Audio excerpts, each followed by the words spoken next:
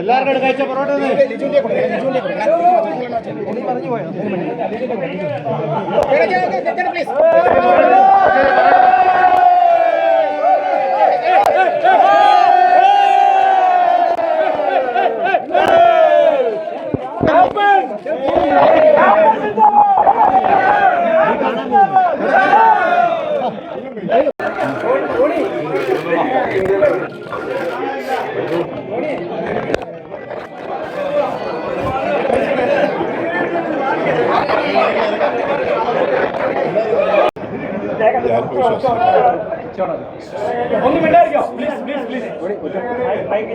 ഗ്രാമങ്ങളിലൂടെ നടത്തിയ വികസനമാണ് ഈ വിജയത്തിൻ്റെ കാരണം. അതിലുപരി ഒരു UDF ട്രെൻഡ് ഉണ്ടായിരുന്നു.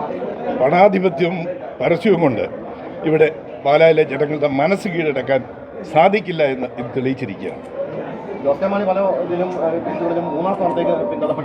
അതിനെക്കുറിച്ചൊന്നും പറയാൻ ഞാനില്ല. എൻ്റെ ഇതിൽ നിന്ന് സ്ഥാനാർത്ഥികളെ കൂടെ കൂട്ടി പാലായിലെ പൂർത്തിയാകാത്ത വികസനങ്ങൾ മുഴുവൻ പൂർത്തിയാക്കും.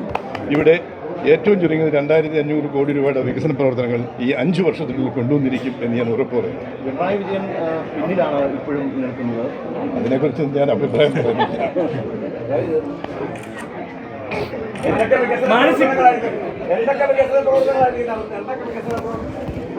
വികസന പ്രവർത്തനം നടത്താനിരിക്കുന്നത് ഇവിടെ റെഗുലേറ്റർ കം ബ്രിഡ്ജ് നേരത്തെ അനുവദിച്ചാണ്.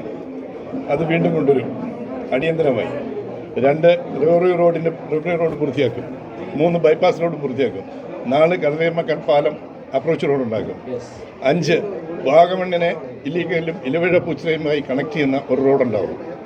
പിന്നീട് ഒരു ഫ്ലൈ ഓവർ നമ്മുടെ സാന്തോം കോംപ്ലക്സിൽ നിന്നും RV ജംഗ്ഷനിലേക്ക് വരും. അതോടൊപ്പം തന്നെ പാലായിൽ നിന്ന് എറണാകുളത്തേക്ക് 52 കിലോമീറ്ററിൽ 1 മണിക്കൂർ കൊണ്ട് യാത്ര ചെയ്യാൻ പറ്റുന്ന